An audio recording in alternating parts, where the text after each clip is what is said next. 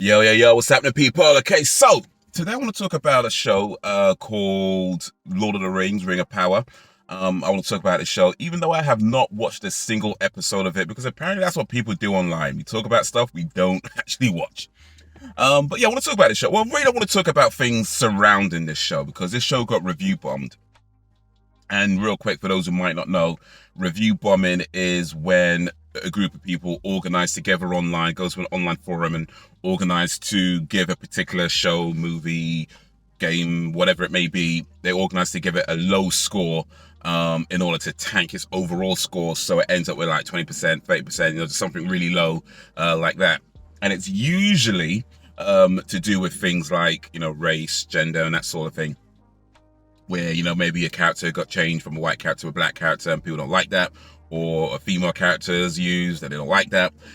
In the case of this particular show, I think it's like one or two black characters are in it and people don't like that, and as review bombs this show because of it. So here's the thing about a review bombing, and that I want to talk about is like, I see like in the conversation, it seems like there's a lot of people saying things like, it's silly to not like a show because of, race, a race change, or a one being added, or a black person added. And, if you could watch a show that has goblins and magic and sorcerers and dragons and golems and all this stuff, but the sight of a black woman, no, that's just too much for you. Seems a bit odd, right?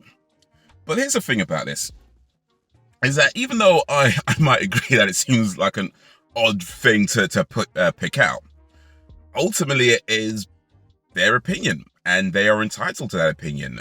As much as you may disagree with it or think it may be silly or wrong or whatever it may be, that is their opinion. And if that is important enough to a person to go to a review site and give something a low score because of that one thing or a couple of things, they're entitled to do that. That is, and becomes an accurate representation of what they thought of the show because of that. You may think it's silly, you may not like that they can do it, but ultimately the user review score has to reflect what users think of it. And if if a portion of the users think that it's bad because of that, and it just is what it is, they're allowed to do that. And as far as review bombing goes, like, it shouldn't really matter too much about that either, because whether or not you have like 10,000 people or however many thousand people all dump in a low score on a show within the first, day of it being released, versus 10,000 people dumping a low score on a show over a 10-month period of it being released, it's still going to get 10,000 low scores. It's still going to end up at some point with the score. So it really shouldn't matter. But here's the thing, though. Oh, one of the things. There's a few things, actually. But here's one of the things, is that I'm not convinced that the review bombing scores are people's genuine opinions. And the reason why I'm not convinced it's people's genuine opinions is because they go to a forum before posting a score. You organize with people and then post your opinion. Now, if you watch a show or you watch a movie or whatever, and you decide for whatever reason you don't like it, whether that's a good reason or a bad reason or a silly reason, whatever reason is your whatever reason you don't like it, and you don't like it enough to go to a review site. You don't like it enough to go to... Wait, let me rephrase. However that makes any sense. You don't like it to the point that it galvanizes you to go into a review site in order to post your score, your low score of it, then you do that, right? You watch it, you don't like it, you go to the review site, you type up your low score and you send it off. You probably won't go to a forum and then organize what people think of it and then decide. Because if you're going to a forum to organize that before posting your opinion, my guess is that's not your actual opinion. Or at the very least, if it is your opinion, you don't have enough confidence in your own opinion to just go post it. So it's either people are posting opinions that aren't theirs, and most likely they haven't actually watched the show. If you're doing something like that, you probably haven't actually watched it. You just maybe heard a few things that you didn't like and then decided to give the whole show a low score. So you either haven't actually watched the show before doing it, or you did watch it, thought whatever you thought. Maybe some of you actually even liked it, but wasn't confident enough in your own opinion, then went to a review site, a forum, and then when everyone else is like, oh, I don't like it, we're like, oh yeah, I don't like it too. So it's kind of like this trying to fit in with the in crowd. So yeah, I'm not convinced that the vast majority of those are people's genuine opinions, or at least not opinions that people are actually confident in, but maybe just doing it because it's like the cool thing to do to hate on this thing now. But also, here's where it also gets interesting. Because Amazon was saying something like, yeah, we're going to introduce a 72-hour thing to help curb review bombing, where they delay it for 72 hours. And to my amateur mind, that doesn't really solve an issue, as it just delays the inevitable. You know, if 10,000 people still go to this site within the first day and all dump a low score on this show, and you just delay it for 72 hours, it just means that 72 hours is still going to have a tanked score. Like, it's the same thing, just 72 hours later. It doesn't actually solve anything. But there is a way you can pretty much solve it. There's a way you can get rid of review bombing, or at least, again, to my amateur mind, I feel like this seems like what I'm about to say, it seems like a good way to get rid of it, or at least deterring it enough to the point where it's less of an issue. And I can't imagine people who work in these review sites haven't thought of what I'm about to say, because these are things that exist in the world already. Like the one I'm about to say, it exists in the world already. There's nothing new. And what I'm thinking is that first of all, you require everybody to be registered with your site before they can post a review. They have to be registered with your site. Furthermore, they have to have a verified registered account before they can post a review. And you verify it in two ways. One, you verify the email, all right? And you get them to verify a phone number that gets attached to that account. And the reason you do that is because you don't want people just setting up multiple accounts, and then, because although you can get lots of different phone numbers if you really wanted to, it's not impossible. It's kind of an issue, it's kind of a hassle, right? To keep doing that every single time you want to post some shitty score on a website, to have to get a whole new phone number to verify that because the other phone number is registered with this account already. You know what I mean? It's kind of a hassle. So you get them to verify their email, get them to verify a phone number that gets attached to the account before they can post a review. Then you get their score from them, whatever score they want to give, low score, high score, medium score, you get their score. And then you also require them to write at least 500 words as to why they gave it that score. At least 500 words. 500 words is not a lot. It's enough. I feel like 500 words is enough to explain yourself adequately, but not so much that it's just super daunting. Yeah, you have to be some kind of professional writer to come up with. 500 words is a good minimum, I think. And then on the back end, on the computer end, you have software that just scans the reviews so that to check that they're not just writing the same word over and over again, or the same sentence over and over again, or they don't just copy and paste somebody else's review, or copy and paste but then change a few words here and there. These things exist already, and I can't imagine that people who work in these review sites haven't thought of this. So I guess the question that I have now, not even I guess, this is the question I have now. If indeed they have thought of it, which I imagine they have, why haven't they implemented it? Or certainly, if there's flaws in this thing, there are certainly ways you can curb review bombing if you really wanted to. Maybe that's not the way to do it, but there's gotta be ways that can't be that hard when it comes to just like, people's IP addresses. It's not difficult to like log an IP address, so it's the same which person it is, and whether it's someone who's known for doing, you know what I mean? It's not that difficult. And these are things that exist. So I'm sure like between all this, there are some way, if not that way, there's going to be some way that's not that hard to curb it, to get rid of it, or to at least dissuade it. Dissuade? Dissuade, yeah. At least dissuade it much, much more than a 72-hour delay. I don't think that does much. So again, the question is, why haven't they done it? And this is where I'm going to start speculating just a little bit more. I think possibly the reason why they don't put any real measures in to get rid of review bombing is because on some level, they want you to review bomb.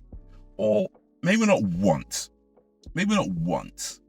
but I think on some level they recognize there is a benefit in some shows being review bombed. And here's what I mean by this.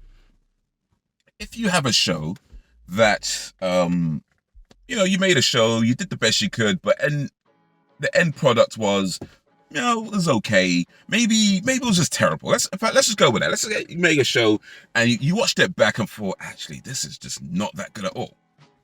Or even if I guess it doesn't even matter whether it's a good show or a bad show, but anyway, it doesn't matter.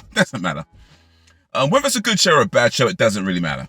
If you made your show and you put it out there and you now have, let's say, a black female in your show, and you get a vocal minority of people, and by the way, it is usually a minority of people that get into these things.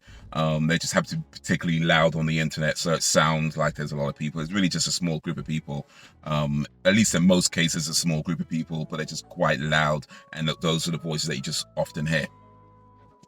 If you've got this group of people that they don't like that there's a black woman in it, and they make that known, and then they go to their forums to organize giving your show a low scoring review bombing it with a low score, you now can then put out the story that people don't like the show only because there's a black woman in it, or only because there's a gay person in it, or only because there's a woman where there used to be a man, or only because of, you know what I mean? You can pull out the story that people don't like the show because of some form of discrimination, some form of ism, right? And once you can do that, you've effectively bulletproofed your show from even genuine criticism. Because once the story is out that the only reason why people don't like your shows because, of this reason, when somebody does want to criticize it in a genuine way, what happens then is that the responses are they only don't like it because there's a black person. They only don't like it because there's a woman. You know what I mean? It's usually that. Even though that has nothing to do with the reason that they don't like the show, like they actually give in some genuine criticism and feedback, even though they still get hit with that brush, or painted with that brush, or labeled with that label. That. That. Even if there is genuine criticism, they still get hit with that label. And when that happens, or when people start seeing it happening, people become afraid to say they don't like it, even though the reason they didn't like it had nothing to do with whether there was a woman here or, whatever. They become afraid to do it because nobody wants to get hit with that label, especially if reviewing is something that you're looking to do professionally in a career. Because once you get hit with you're a racist or you're a sexist brush, that's hard to shake off. Even though it might not be true, it's hard to shake off that label. So people become afraid to criticize it, at least in any real way. So you've effectively been given a way to bulletproof your show against genuine criticism, or any kind of criticism for that matter, whether genuine or otherwise, because it got review bombed. And even though the review bombing represents that minority of people, it's enough to put that story out. And once that story's out, bulletproof show. So the way I see it, and again, I'm speculating. I don't know this. I'm just talking at my ass right now. Let me know what you think. But the way I see it, there's a lot of people being manipulated in this whole thing. You either be manipulated by the review bombing side because you're not putting out your genuine opinion. You're putting out an opinion that doesn't represent your own, at least not accurately representing your own, or an opinion that you're not really that confident in, and you're being just for the sake of being with this crowd or with the cool kids, and we don't like the show, so we're gonna say, you either be manipulated in that sense, or you're being manipulated in this kind of culture war sense of not being able to really say what you think, even though you have good, valid points to make, because it's too easy to get hit with this label of you're this and you're that, even though that had nothing to do with what you're trying to say. And you see people saying, "Oh yeah, they don't like it because there's a black person. They don't like it because there's a woman in it, and they're just trying to skirt around the issue. Why can't you just, you see that stuff? You're on the internet long enough and you see that stuff." So I get it, man. People become afraid to put out their views, and it's a shame because it just means that we have this show that gets flooded initially with these disingenuous review bomb scores, and then over a period of time gets inundated with less than genuine critic scores. Either way, the scores are not genuine. The people become afraid to give out their own opinion, and I don't know, how do you get around that? I think people have to stop caring about what other people think, at least when it comes to movies, or at least in that sense. Maybe not stop caring. I mean, reviews do serve a purpose. Ultimately, they do serve a purpose. But if the scores are disingenuous, then they kind of lose that purpose. So if I think on the review bombing side, like if you genuinely don't like a show, even if you don't like a show for reasons that other people think are silly, if that's your genuine opinion, okay, go with that. Write your 500 words about why you think that's a bad thing. Or put out your score and why you think that's a bad thing. But you shouldn't have to go to a forum to find out what other people think before posting your own opinion. That's disingenuous. That's not your opinion anymore. That's somebody else's opinion, And I guess for reviewers or professional reviewers, it's a case of not caring about being labeled with certain things. But having said that, you could be leaving money on the table. It's not an easy choice to make. I'm aware of that. It's not an easy choice to make, but ultimately it's like if you value being genuine more than anything else, then yeah, you just have to put out your opinion in the way that you want to put it out. And even though you get hit with a label that doesn't belong to you, that isn't deserved, that unfortunately could be part of it. Just hope that somehow, some way, you're able to work through that and people start to see that actually, no, it wasn't because of that is why he criticized it. He criticized for all these other reasons. But I get it. It's tough. But people are being manipulated. One way or another, people are being manipulated. And, yeah. It's not funny, but it's funny. But anyway, let me know what you think. Let me know if I should watch the show, by the way, because I didn't really enjoy the movies. As far as I'm concerned, there were 3 movies of walk into a volcano, and if you got that reference, put it in the comments. That's a quote that I heard from another film, but I wholeheartedly agree with it. 3 movies of walk into a volcano. I did try reading, was it The Hobbit? I think that's what it's called, the one with Bilbo Baggins. I read the first chapter, and it just didn't it for me. It was like, and the whole thing was stupid as well. Maybe if I read more of it, I won't be saying this, but at least from what I read, it just seems stupid. Like, basically, and spoilers, by the way, real quick, spoilers for The Hobbit. It starts out because, like, this guy Bilbo, he just wanted a quiet night in, really. He just wanted a quiet night in, and then Gandalf turns up at his house, unannounced, and then invites all his friends through, and they're trying to convince this guy to go on this adventure, where this guy just wants to sit at home and like enjoy his evening, but he's trying to like convince him to go on an adventure with him. And then like he's got all these people with him, they're all complaining about like about his cakes or something. They don't like his cake. It's like, bro, the man wasn't expecting guests, yeah? You turned up at his house unannounced, start eating man food, and you're gonna complain about his cakes. Like, man just wants to sit at home and enjoy his evening, and they just come unannounced, barge in his house, and start complaining about his cakes while trying to convince him into going an adventure that he doesn't want to do. Really? Please. But anyway, so yeah, I never completed that book. I was just like, I'm done with this. But I don't know, let me know. Should I watch this show? Is it something that I'd understand if I haven't watched the movies or read much of the books? Like, would I still understand it, or would I still enjoy it as somebody who wasn't a fan of the stuff? So let me know that as well. But anyway, yeah, let me know what you think of this whole review bombing. Do you think people are being manipulated or whatever? What do you think of that whole thing? Drop any suggestions, recommendations in the comments, send them through, and I'll see what I can do. Like, share, subscribe, because we're doing this 10-year Get Me fam. We've got more videos on the screen. Check out my other channels as well. Be much appreciated. Got a movie review channel where I tell you why movies are trash. I've got a podcast channel where we talk about movies and games, and sometimes they're trash too. But yeah, check them out. Be much appreciated. But that's gonna be it for the minute. So guys, until whenever, if ever, peace.